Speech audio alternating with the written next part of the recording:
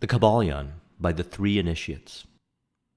This book contains 7 principles, otherwise known as the 7 Hermetic principles, in which I want to share with you today.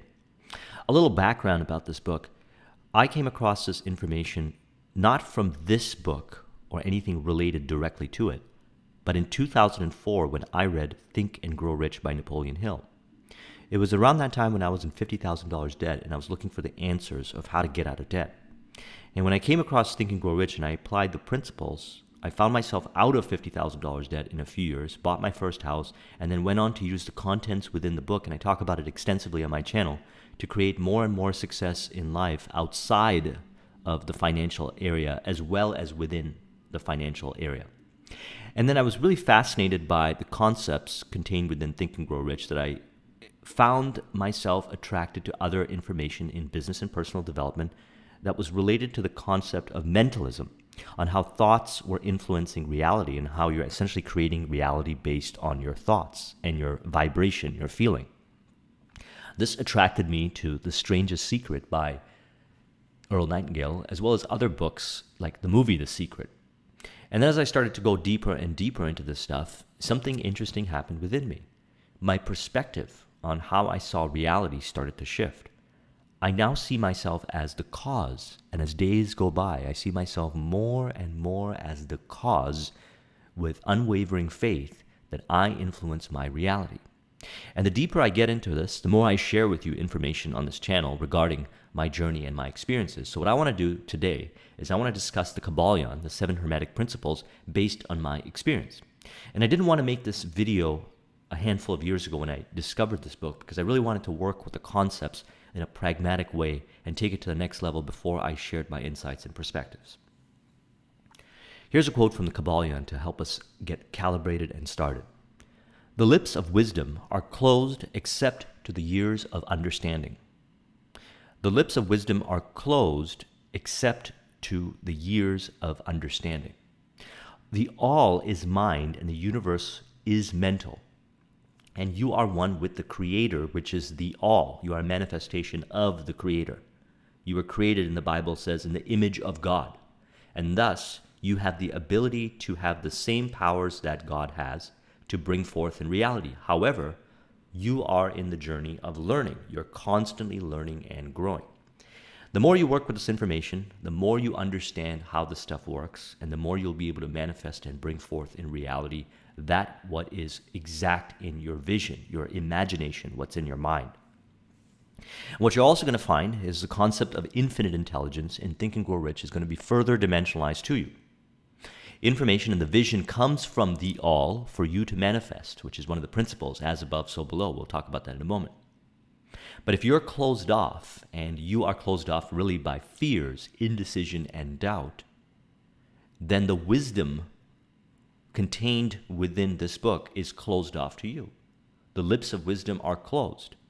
If you're open and understanding and willing to accept that there's way more beyond this mere physical existence, then as the Bible says, ask and ye shall receive, seek and ye shall find, knock and it shall be opened unto you, including deeper understandings beyond the words of texts like the Bible. Now, remember this. You were created by a creator in the image of the creator, which is the all. And you have the ability, using the mind, which is mental, to create in reality the exact way the creator has created. Now, if you think about this from the context of entrepreneurship, which is what I always talk about, as an entrepreneur, you have a vision. And those that are able to bring forth their vision hold true to their vision. They imagine in their mind and they hold on to that imagination. And as a result of holding on to that imagination, related ideas, people, circumstances show up. And in essence, the vision or what is in the imagination is brought forth. And the more you work with this information, the more you realize that everything that is in reality is a manifestation of your mind. What you think and how you believe reality to work is true to you. If you talk to another person and they say reality works a different way, then it's very apparent then to understand that their reality, the manifestation of what they see in their reality, is also a result of what is in their mind. So in other words, you can change your mind, you can change the images that you hold in your mind, you can change the way you look at reality, and reality will change. And in Think and Grow Rich, he talks about aligning with infinite intelligence.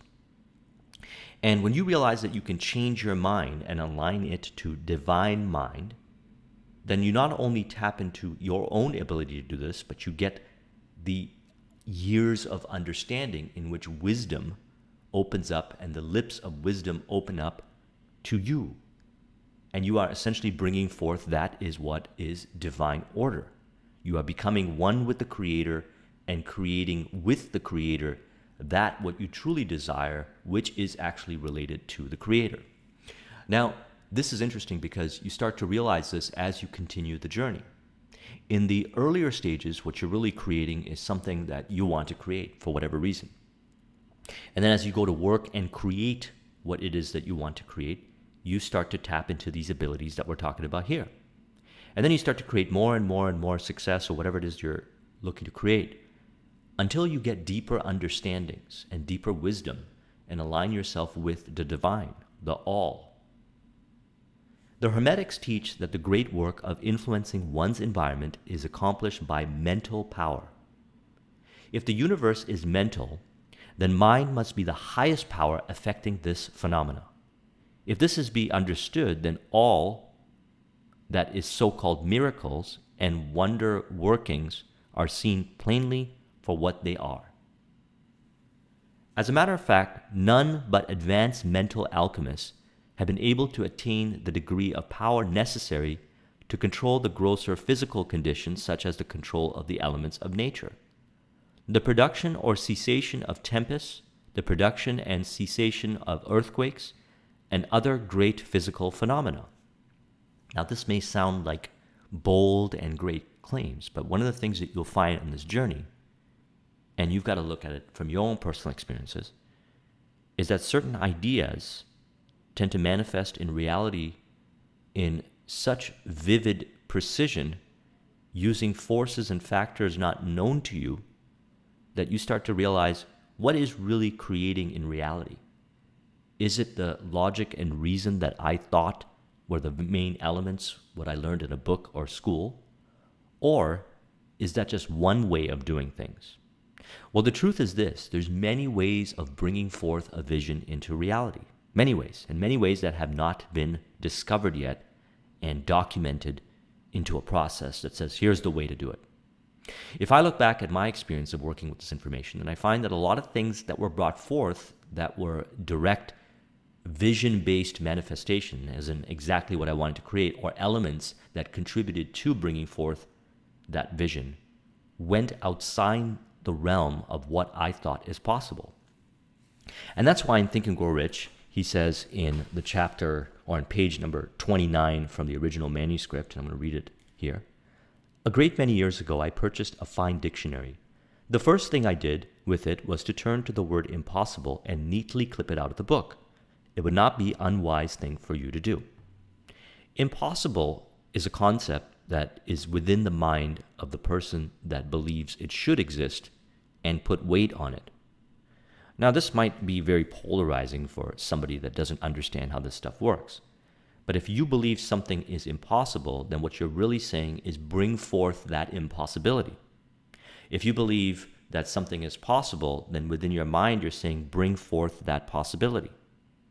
In the Bible it says, if thou canst believe, all things are possible to him that believeth. What this means is that anything that you have created has been a manifestation of what you believe to create. Now, where does this information come from of what is possible and what is not possible? Well, we grow up learning from other people, from books, from teachers, and so forth, and we are taught how reality works based on other people's thinking. And that's why Steve Jobs said in his commencement speech, don't let the noise of other people's opinions drown out your own inner voice. See, when you start to listen to this stuff, what I'm talking about here, and read these kinds of books and experiment and try things out yourself, you'll start to realize that the way you were taught on how to do things is just a way of doing things, and that there are many ways that have not been discovered. And one of the things that will universally be true is that the thoughts or the way you think reality works or the way you believe reality to work is the way that reality will work for you. And if you're looking to find doubts and hesitation based on your thinking in the external world, it will be reflected externally by you attracting information and people that will validate your doubts and hesitation. In other words, if you have fears, doubts, and indecision within, it will be reflected and created in the external world through manifestations of fears, doubts, and indecision. If you move from a place of precision, decisiveness, and absolute faith and conviction that you will create in your reality, that's when you start to practice and develop the mental powers. That's what's discussed within this book. Here's another quote from the Bible to help dimensionalize. And the reason why I'm bringing up quotes from the Bible, it's important to realize that the teachings in the Kybalion, once you start to understand it, will unlock meaning from various different kinds of spiritual and religious texts. And then you'll understand the true essence behind the teaching. He said to them, "Because of your little faith, for truly I say to you, if you have faith like a grain of mustard seed, you will say to this mountain, 'Move from here to there,' and it will move, and nothing will be impossible for you." Now, for most people, imagining something like moving the mountain will sound like an impossibility.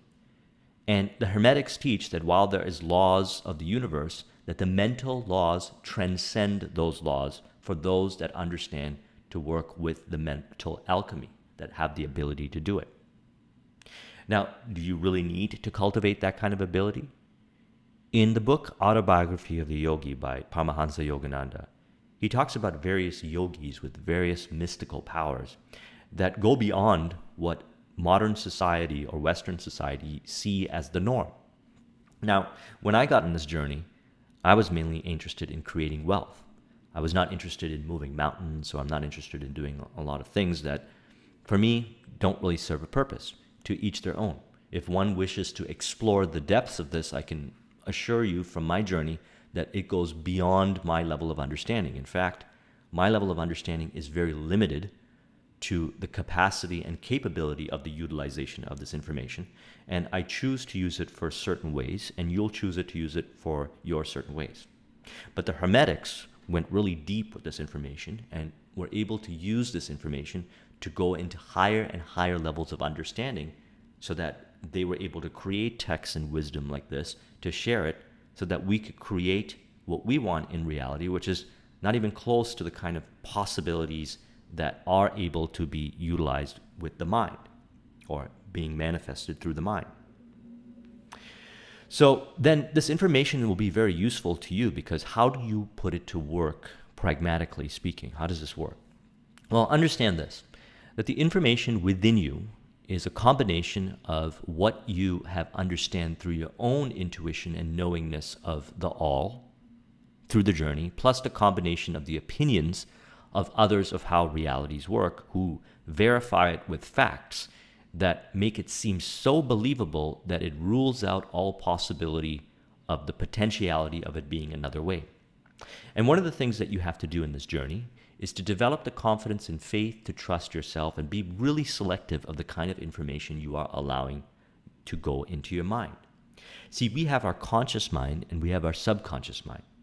Most of how we believe reality to work is within our subconscious mind.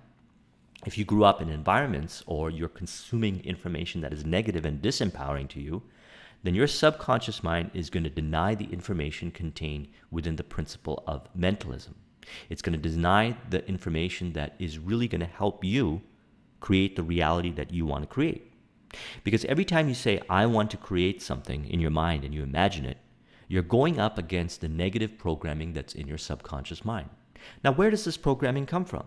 Well, it comes from other people. It comes from music, videos, books, different kinds of information that we're taking in, created by people who see reality from a disempowering perspective. Now, we don't want to blame them or anything like that. We just want to understand how this stuff works. We want to realize that we are a net result of the programming that we put ourselves through consciously or unconsciously and unknowingly. Knowing this is very important because then we can, through our values and beliefs that we have, identify where this programming comes from and change it and make it more in alignment with our vision and guard our mind and protect our mind so that we're consuming information that helps support and create our vision. It is through this process that you develop unwavering faith in what it is that you believe that you're going to create. And it is when you have this unwavering faith that you apply the laws of the Kybalion, you understand them better, and the principle of mentalism starts to make more sense to you as you start to see reality start to change and reflect that which is within, which is your vision. Which brings us to our next principle, the principle of correspondence.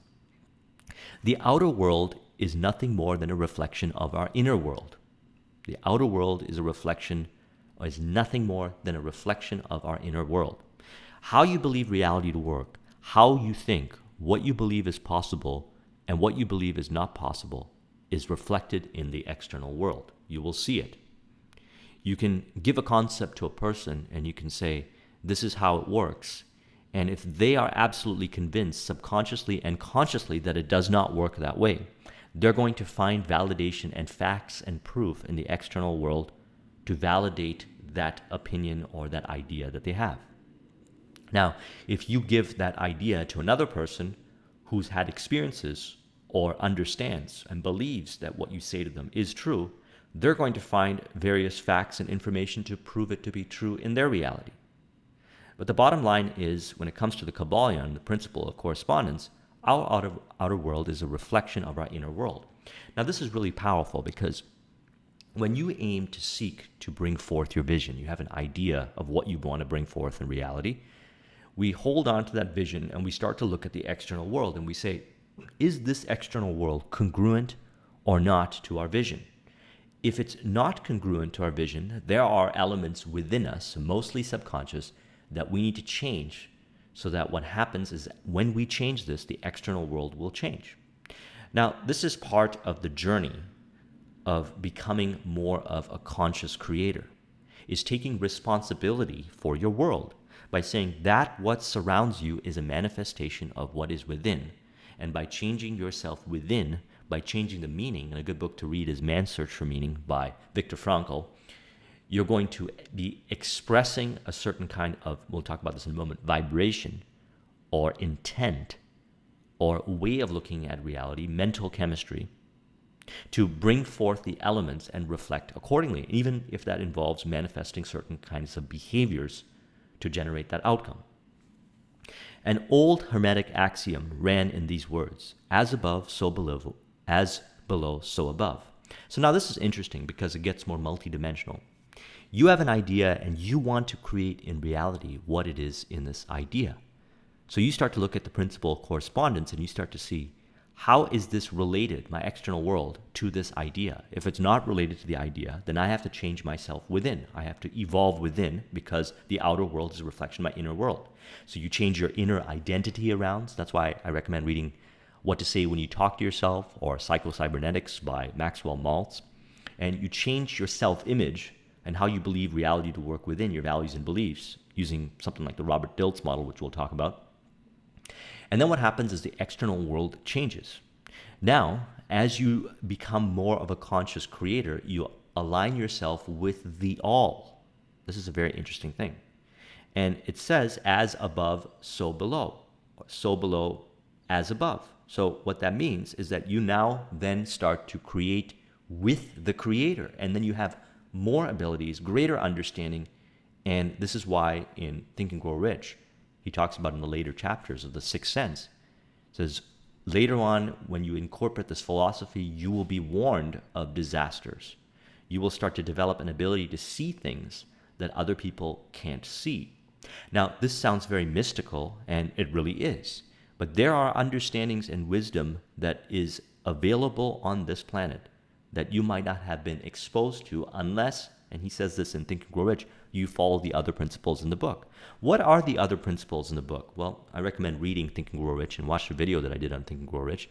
But the principles, in essence, are designed to help you gain control of your own mind, focusing your will, increasing your level of awareness, and really concentrating your mental energy towards a specific outcome and connecting yourself and incorporating thoughts that are related to that outcome.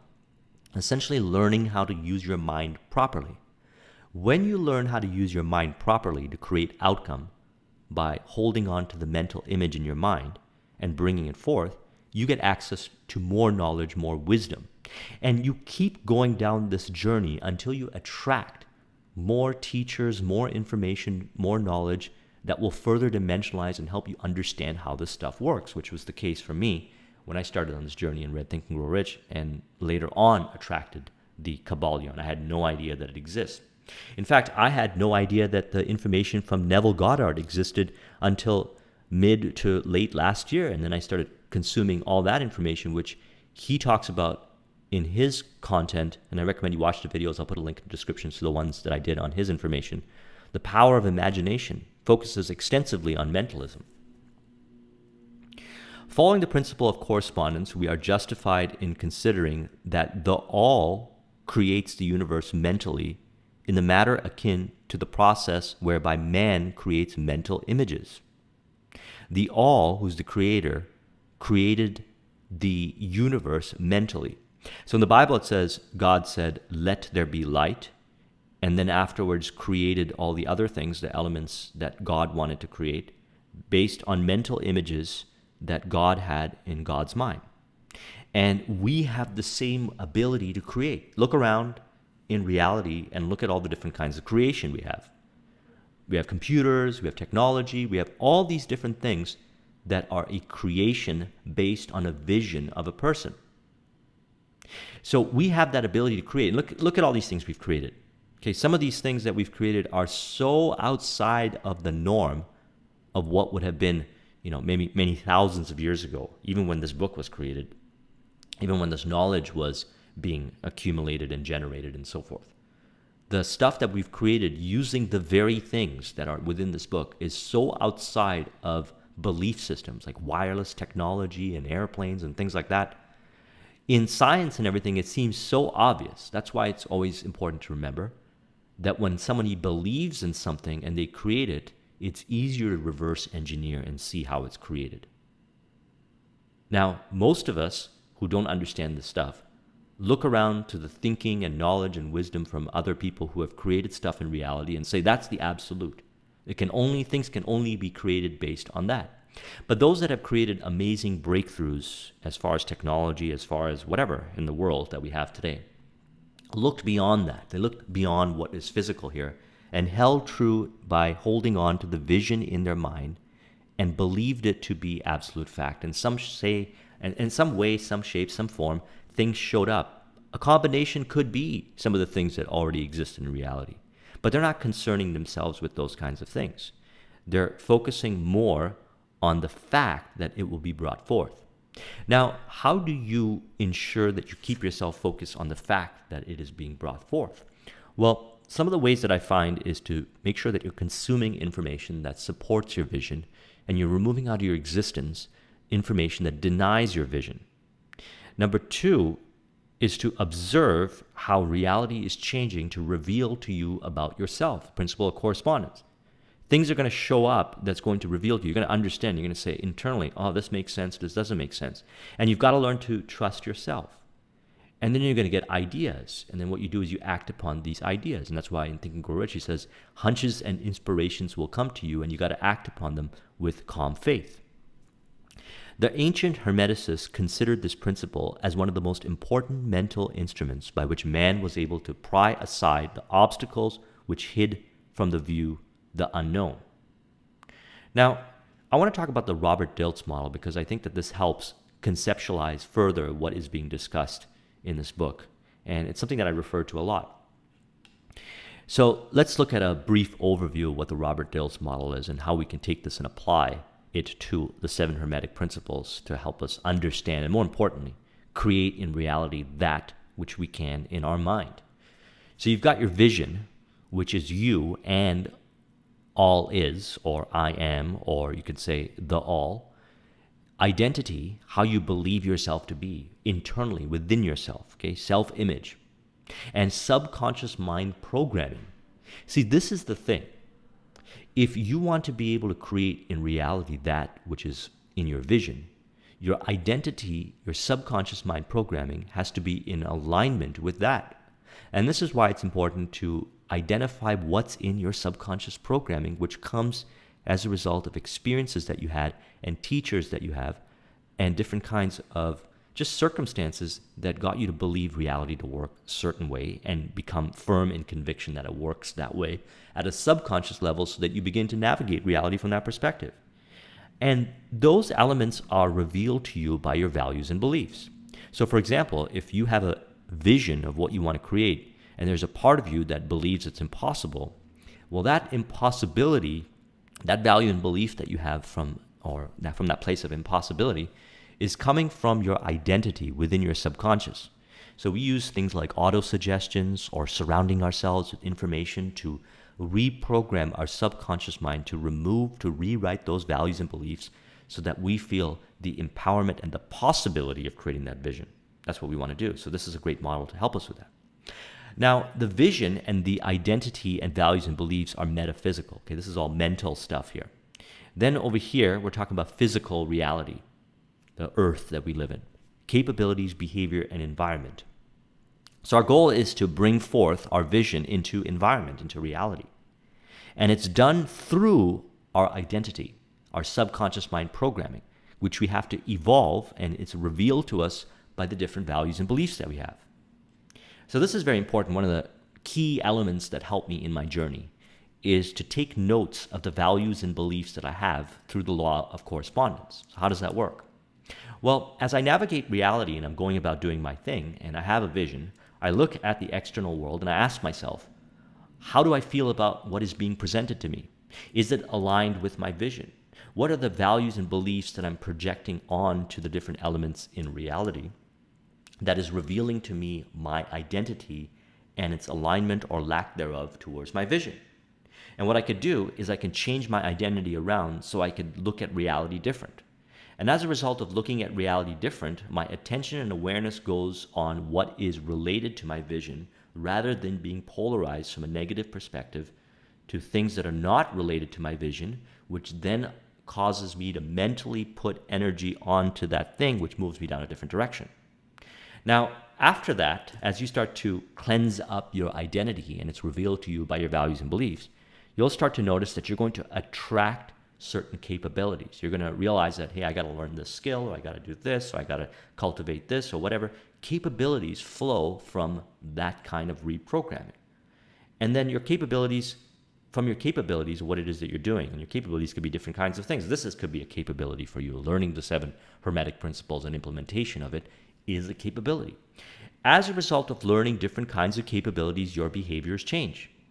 And your behaviors influence your environment. So let's look at it from the top down. You got a vision, your identity gets aligned with your vision, and your identity is revealed to you.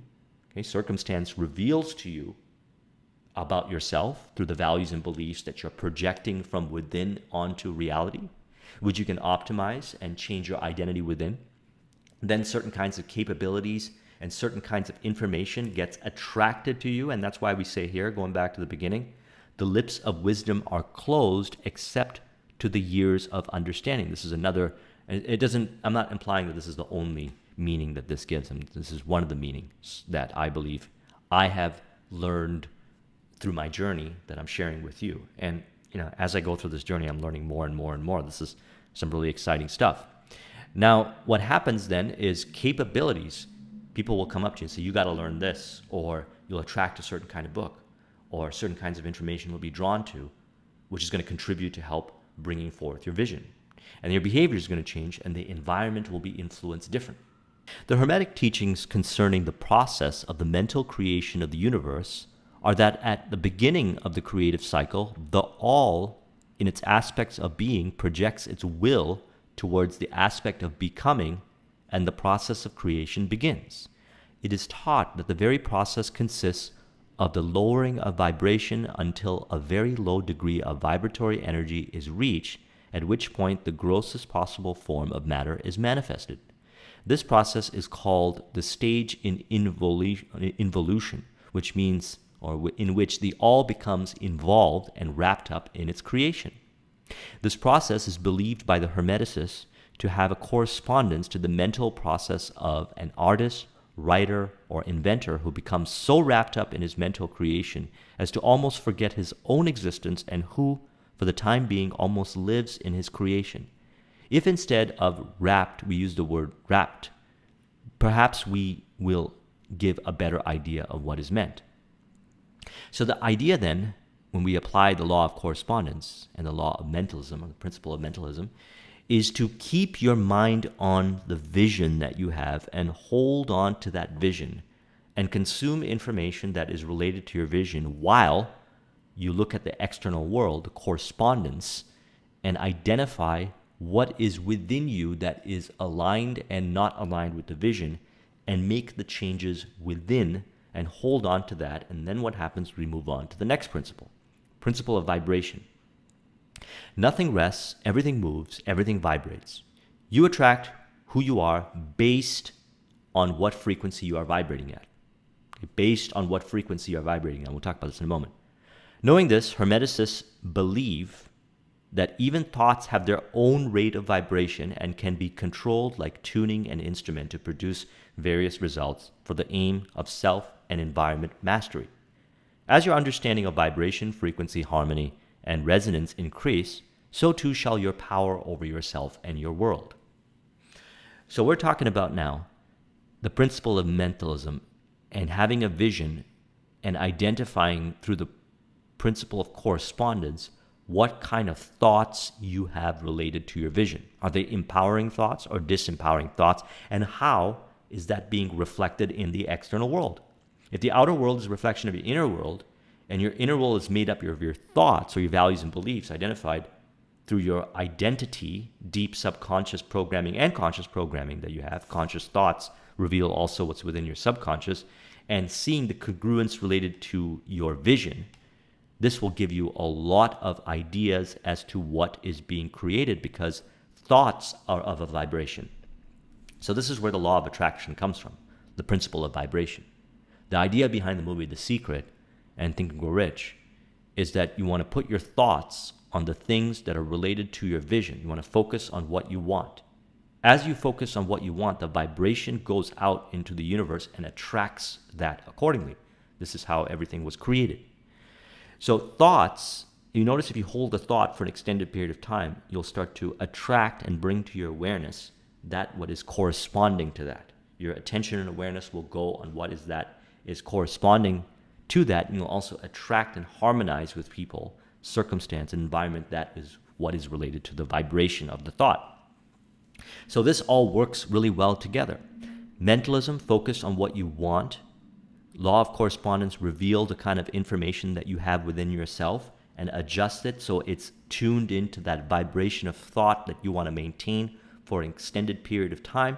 And then what happens is you attract that is what is in that vibration. Now, pragmatically speaking, let's talk about this for a moment. As I started to evolve in this, I noticed that conversations with people have becoming more in alignment with my vision. It's almost like when I have a conversation, not almost like, I know it as a fact that this is how it is. When I have a conversation with a person, the conversation can only be about certain topics and about certain ways of looking at that topic. The conversation cannot go into certain threads that the conversation used to go in before, which was a manifestation of what was in my subconscious mind.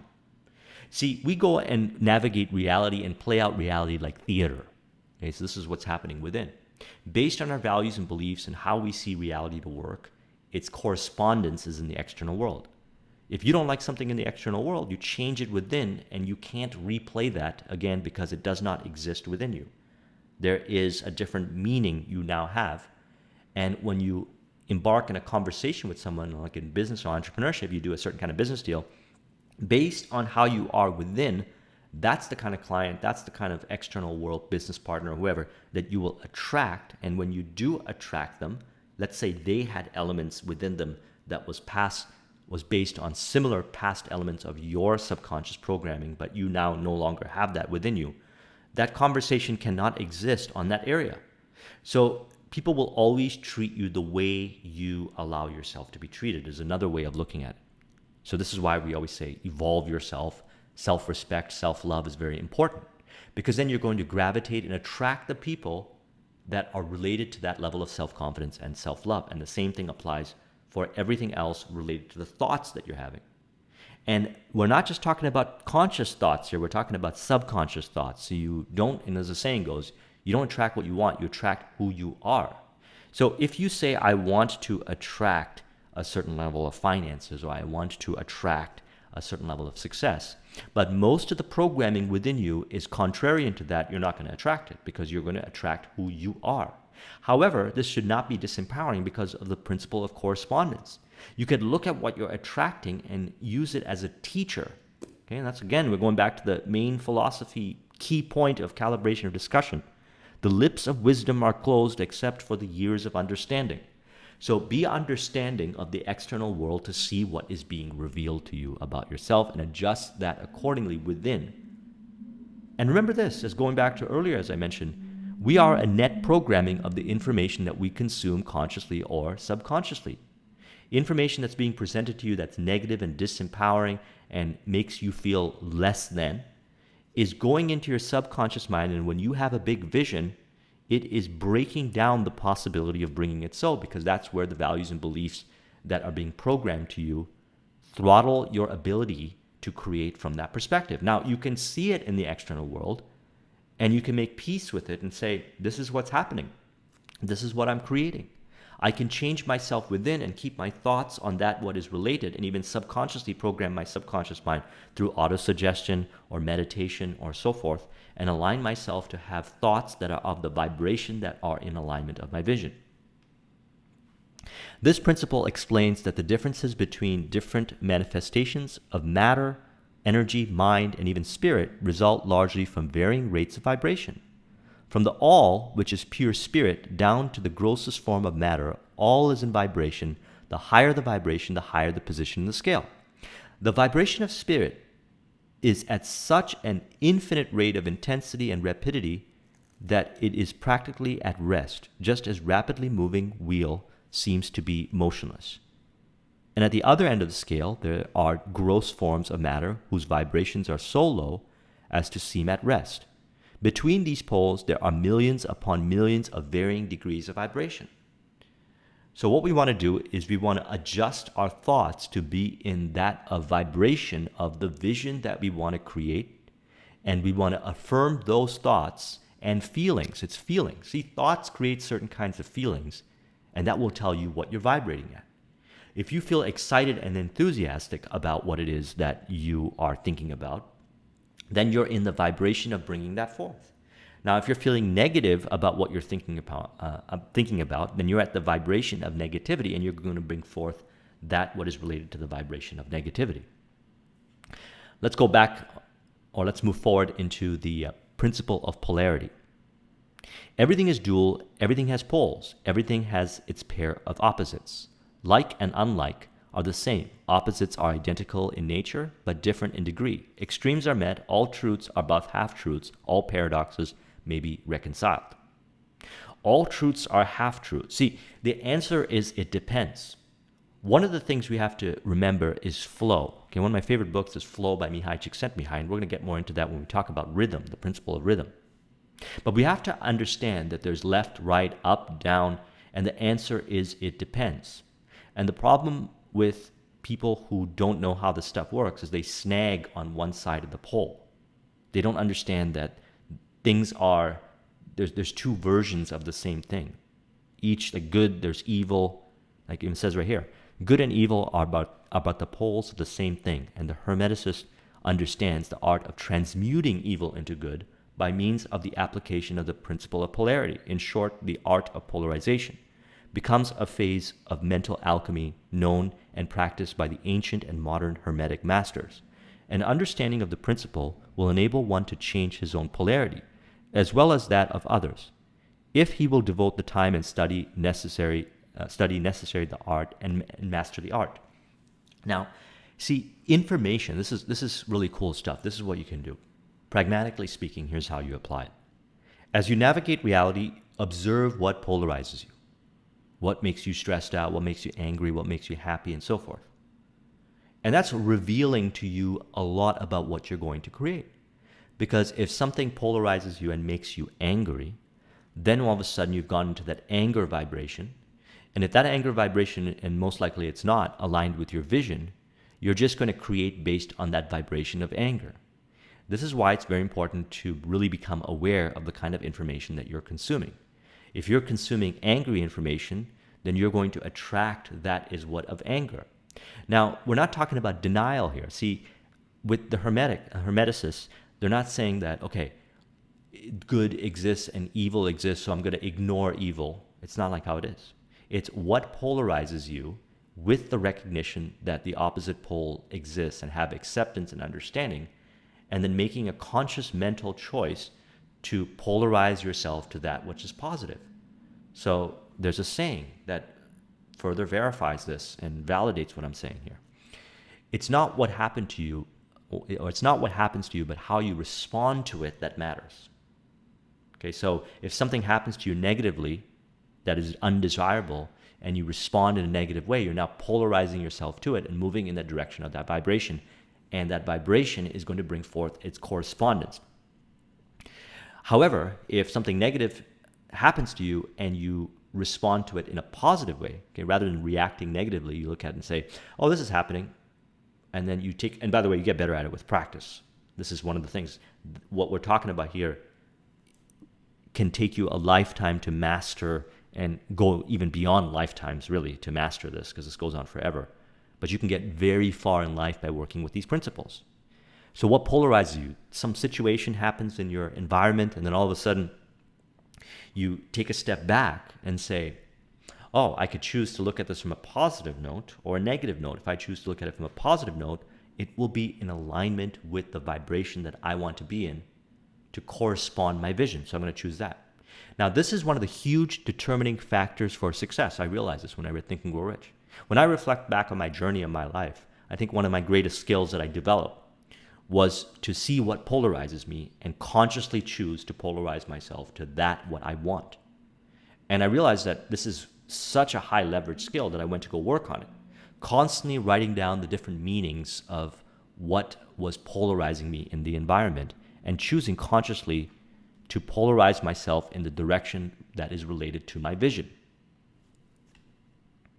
So when we combine the principle of polarity and understand that opposites exist, for example, if you're going out and build a business, there's the chance of success and there's a chance of failure. If you're looking to create an ideal relationship, there's the chance of love, or you can experience love, or you can also experience hatred from that same relationship if things don't work out or whatever. There's always two poles, good, evil, up, down. There's always two poles. We have to understand and embrace that exists. Now, here's one of the things that helps us understand and embrace it, is not snagging on either left or right. It's to say all truths are half-truths. And one of the most important grounding factors that I have learned in my journey that helped me so much with this is the realization that no matter how right I am about something, there is a situation where what I believe in adamantly to be true won't be true. Now, this is extremely humbling, and it prevents you from snagging. And what do I mean by snagging when I say snagging? Well, the goal is to be in flow. We're going to talk about this in a moment, rhythm, where you're navigating reality in flow towards your vision. And snagging is if something polarizes you, and because you have a limited way of looking at reality, you're stuck over there on that negative thing. An example would be, let's say you're creating success in business. And for some reason, you're maybe driving in your car and there's some negative news report that comes up that makes you very angry.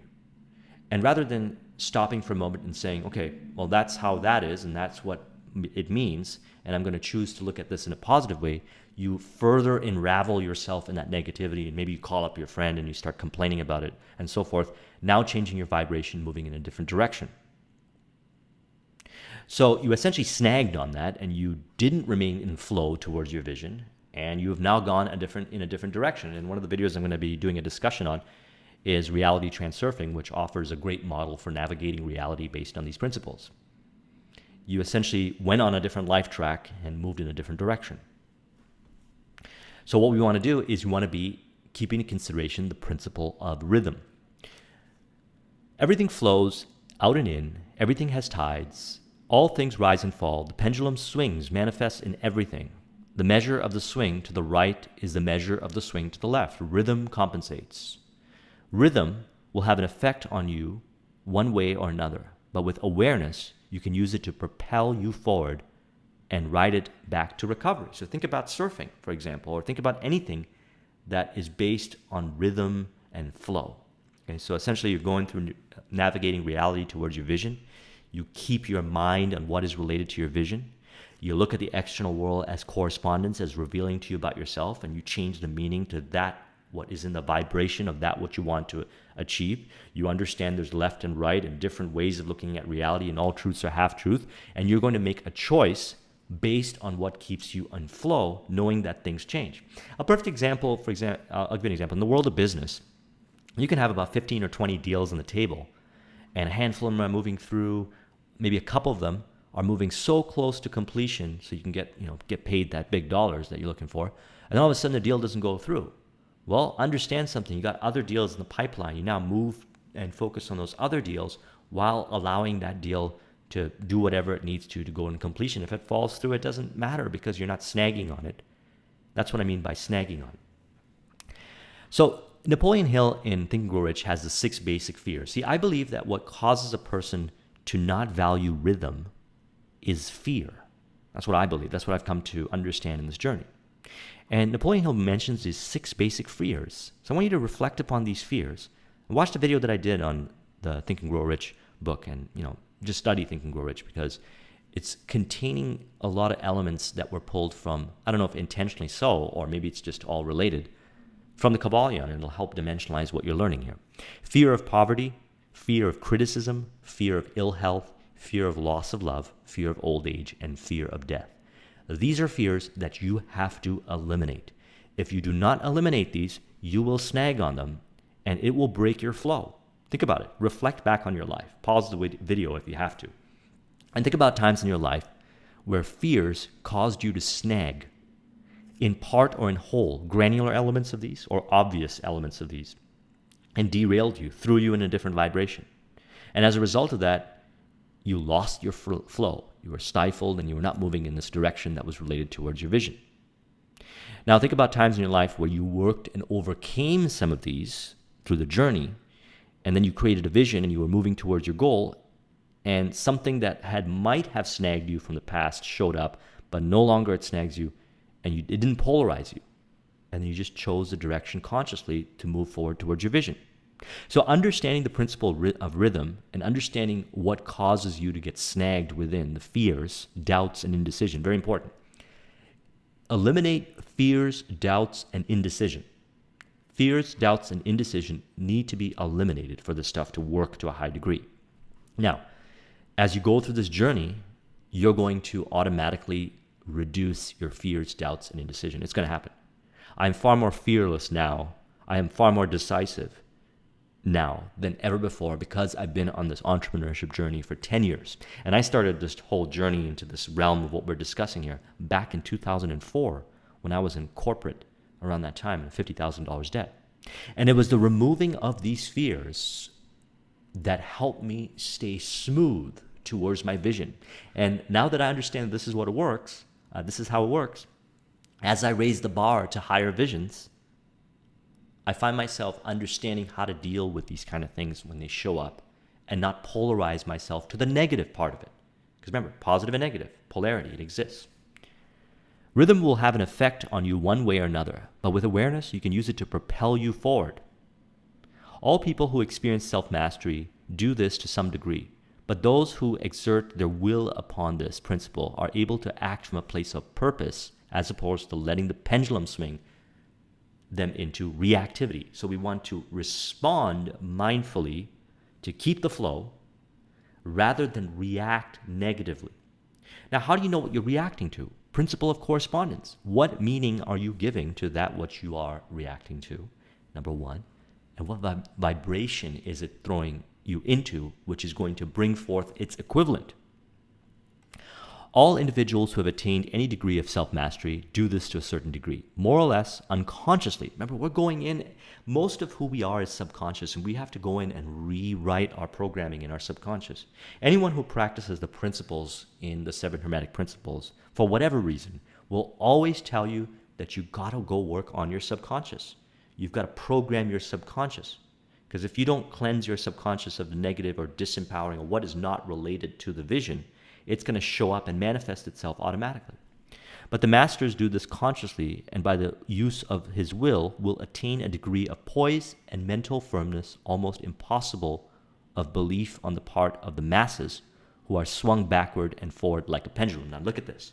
Most people in reality are swung back and forth like the pendulum, reactive to everything. In fact, they don't believe that things are within their control because of the reactivity. They're getting more and more affirmations based on that reactive vibration to affirm to them that the world is not in their favor or they don't have control over reality.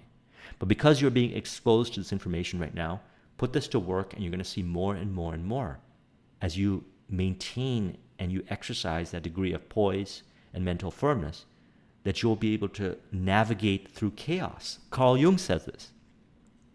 In chaos, there is divine order for those that are ready for it. Okay? For those that are ready for it. This principle and that of polarity have been closely studied by the Hermetists.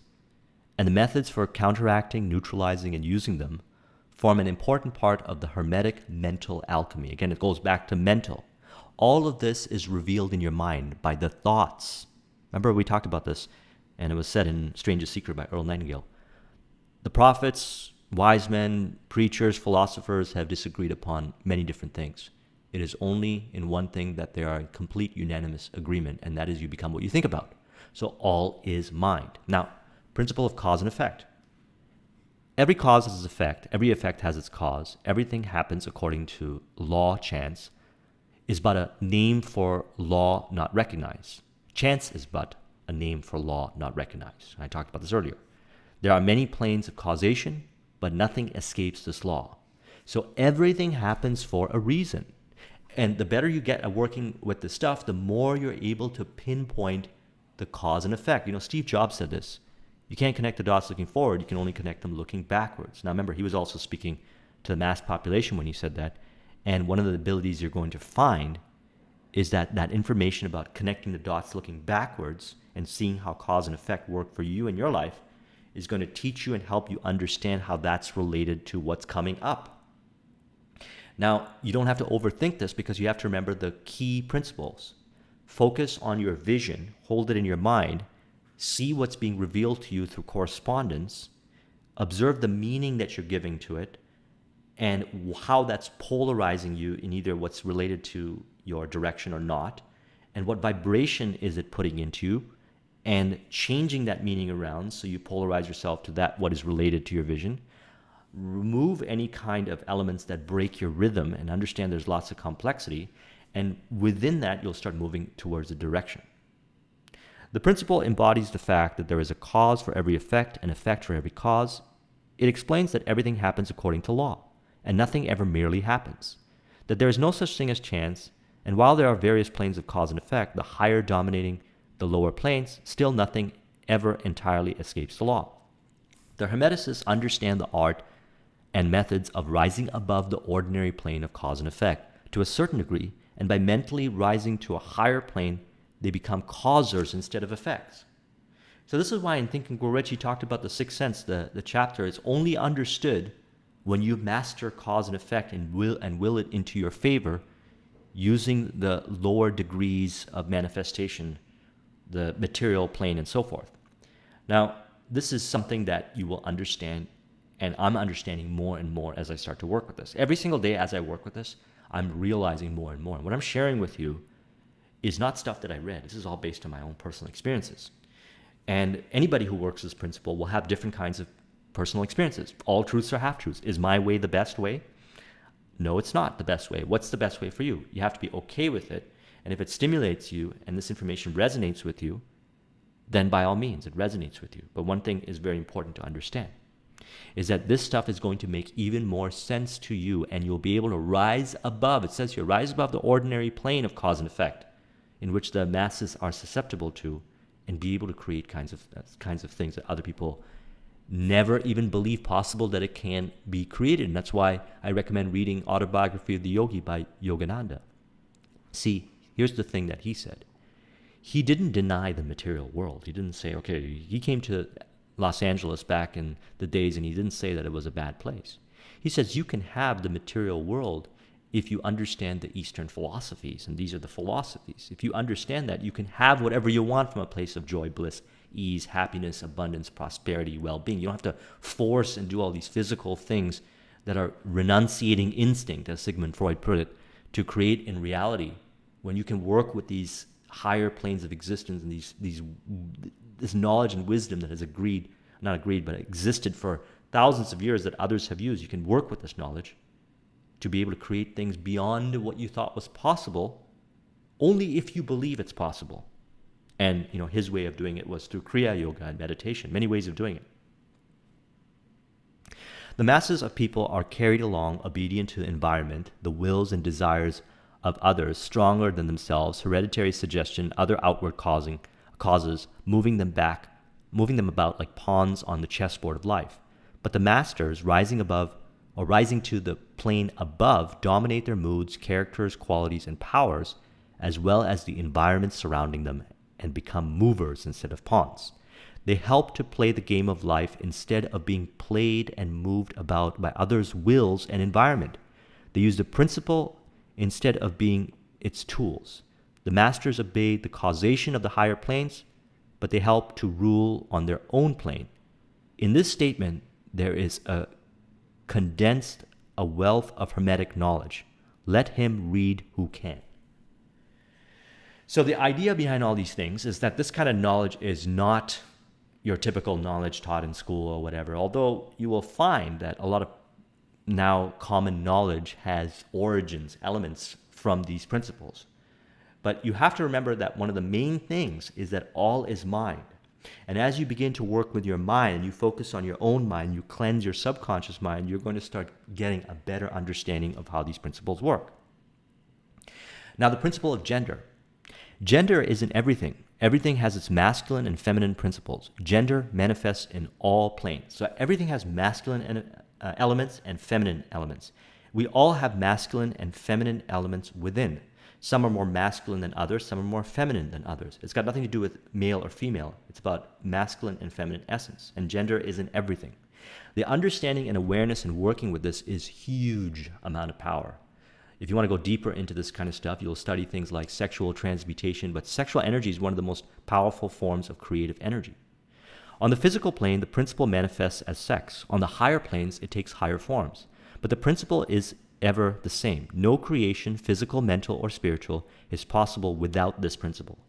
So remember this. No creation, physical, mental, or spiritual is possible without this principle. This is why it's very important to build a harmony within yourself of masculine and feminine essences. If you do not, you're going to find that this kind of philosophies will not work in your favor. As we get into discussion, you'll see why. An understanding of its laws will throw light on many a subject that has perplexed the minds of men. The principle of gender works ever in the direction of generation, regeneration, and creation. Everything and every person contains the two elements or principles, or this great principle within it, him or her. Every male thing has feminine elements also. Every feminine or female contains also the male principle. Too much masculine energy without a balance of feminine leads to growth of power to the extreme of reckless abandon, where we lose perspective of what is most important and forget the principles which began the conquest in the first place. Too much feminine energy without a balance of the masculine leads to a life grounded so deeply in the present that our lives become determined by cycles and external circumstances out of our favor. To choose the middle path between these extremes of the present feminine and future-driven masculine and seek balance in all things is the key to using all 7 Hermetic principles to full effect and achieving life-lasting mastery without straying too far from the path. Achieving light, so it's all about the present being important as well as the destination. So I can tell a person if they're off balance by asking them what's more important, the destination or the journey. And if they say, one's going to say, oh, it's the destination and I don't care how I get there, then they got too much masculine. If someone says it's all about the present and I don't really worry about the destination, too much feminine. The key is to remember that both is important. Remember polarities? Both is important to embrace. And there's going to be a rhythm on your way to manifesting your vision. But if you're too biased on one side or the other, you're going to snag. Everything and everyone contains both masculine and feminine elements. Among the outward expressions of feminine qualities are love, patience, intuition, and gentleness, and of masculine qualities are energy, self-reliance, logic, and intellect. See, both are important. Both of these qualities are important. It's important to have intuition and intellect, patience and reliance, logic and love. All of these are important. And by having a harmonious balance within, and it doesn't have to be 50-50, the answer is it depends. But what we have to do is go within ourselves and make peace and harmony within elements of the masculine and feminine. Because once you do this, you have a greater appreciation and love and understanding of the external, which is going to prevent you from snagging and really help you understand what causes create effects and so forth. In other words, you'll have a greater degree of awareness because you're not going to have biases within. And as a result of that, you're going to be more in the flow. And you're going to realize that biases actually come from the fears of poverty, criticism, ill health, loss of love, old age, death, stories and experiences that we've had in our life that program our subconscious mind to further build upon fears. And that's why I always believe that in the Genesis story, the Garden of Eden is the subconscious mind. And the forbidden fruit is fear. And fear creates all this negative manifestations that polarizes in a direction that is not related to the vision. And by going on this journey and working this information, we create that as what is in our vision, and we connect to the all to bring forth as above, so below, the vision of the all. Principle of polarity, understanding and that there's two sides, up, down, left, right, and see what side you're snagging on. If you're snagging on your side, that will be, or a side you're being, that will be where your limitation is. Principle of vibration, what polarizes you puts you in that vibration. You want to be in the vibration that is in alignment with your vision. How do you know if you're in alignment with your vision? Look at the external world. Principle of correspondence. What is it revealing to you about you? But remember this, all is mind. The universe is mental. That's one of the core elements, the most important element, in my opinion, and actually the genesis of everything. It really is the genesis, no pun intended. The principle of mentalism. All is mind. You become what you think about. Within your mind is your imagination, your connection to the all. You can embrace this connection, you can understand this connection, and you can cultivate this connection by observing the kind of information you're taking in. The all is from a place of empowerment, creation, not destruction. If you're taking information that is disempowering and destructive, you're breaking your ability to use the power of mentalism, and you're disconnecting from the connector or the connection between the all. If you want to copy this mind map, the link is in the description. Thank you very, very much for watching. I'll talk to you soon. Take care.